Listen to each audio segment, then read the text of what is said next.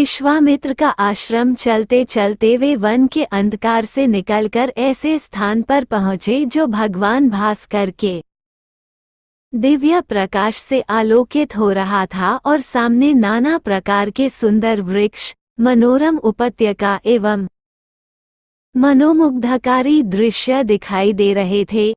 रामचंद्र ने विश्वामित्र से पूछा, हे मुनिराज, सामने पर्वत की सुंदर उपत्यकाओं में हरे हरे वृक्षों की जो लुभावनी पंक्तियां दृष्टिगत हो रही हैं, उनके पीछे ऐसा प्रतीत होता है कि जैसे कोई आश्रम है।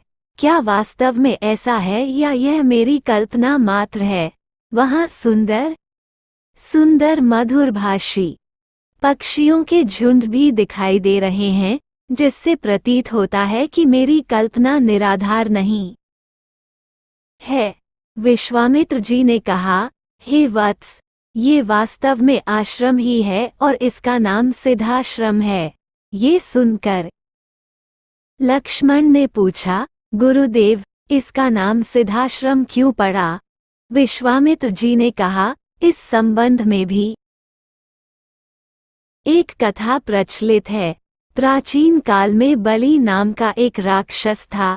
बलि बहुत पराक्रमी और बलशाली था और समस्त देवताओं को पराजित कर चुका था।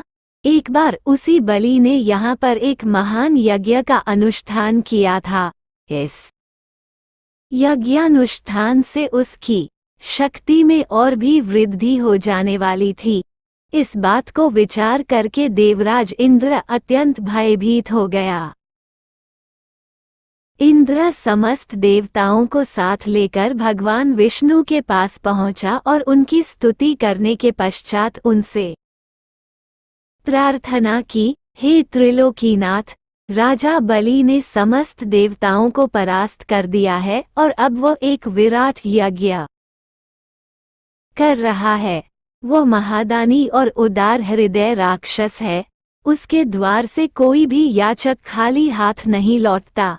उसकी तपस्या, तेजस्विता और यज्ञादि शुभ कर्मों से देवलोक सहित संपूर्ण ब्रह्मांड कांप उठा है। यदि उसका ये यज्ञ पूर्ण हो जाएगा तो वो इंद्रासन को प्राप्त कर लेगा। इंद्रासन पर किसी राक्षस का अधिकार होना सुरों की परंपरा के विरुद्ध है। अतएव हे लक्ष्मीपति, आपसे प्रार्थना है कि आप कुछ ऐसा उपाय करें कि उसका यज्ञ पूर्ण न हो पाए। उनकी इस प्रार्थना पर भगवान विष्णु ने कहा, आप सभी देवता निर्भय और निश्चिंत होकर अपने अपने धाम में वापस चले जाएं। आप लोगों का मनोरथ पूर्ण करने के लिए मैं शीघ्र ही उपाय करूंगा। देवताओं के चले जाने के बाद भगवान विष्णु वामन बौने का रूप धारण करके वहां पहुंचे जहां पर बलि यज्ञ कर रहा था। इस बौने किंतु परम तेजस्वी ब्राह्मण से राजा बलि अत्यधिक प्रभावित हुए और बोले, विप्रवर, आपका स्वागत है। आज्ञा कीजिए, मैं आपकी क्या सेवा कर सकता हूँ?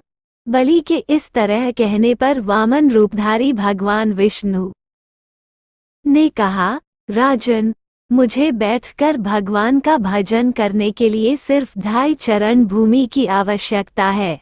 इस पर राजा बलि ने प्रसन्नतापूर्वक वामन को 2.5 चरण भूमि नापने की अनुमति दे दी। अनुमति मिलते ही भगवान विष्णु ने विराट रूप धारण किया और एक चरण में संपूर्ण आकाश को और दूसरे चरण में पृथ्वी सहित पूरे पाताल को नाप लिया और पूछा, राजन, आपका समस्त राज्य तो मेरे 2 चरण में ही आ गए। अब शेष आधा चरण से मैं क्या नाचूं? बलि के द्वार से कभी भी कोई याचक खाली हाथ नहीं गया था। बलि इस याचक को भी निराश नहीं लौटने देना चाहता था। उसने कहा, हे ब्राह्मण, अभी मेरा शरीर बाकी है। आप मेरे इस शरीर पर अपना आधा चरण रख दीजिए। इस पर भगवान विष्णु ने बलि को भी अपने आधे चरण में नाप लिया। बलि का ये दान इतना महान था कि बलिदान के नाम से विख्यात हो गया।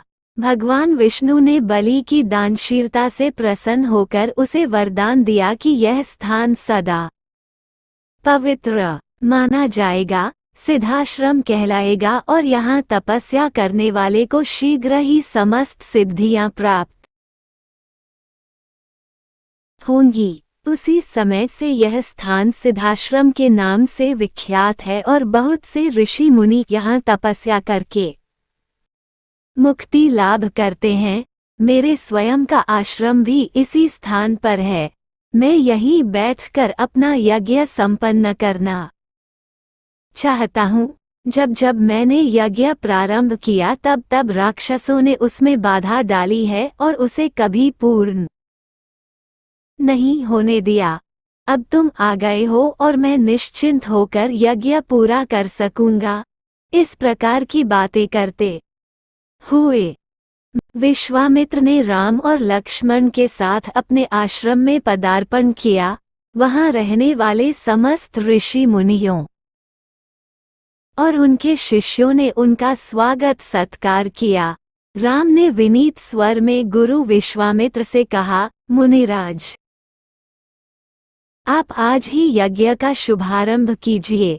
मैं आपको विश्वास दिलाता हूँ कि मैं आपके यज्ञ की रक्षा करते हुए इस पवित्र प्रदेश को राक्षसों से मुक्त कर दूंगा। राम के इन वचनों को सुनकर विश्वामित्र यज्ञ सामग्री एकत्रित करने में जुट गए।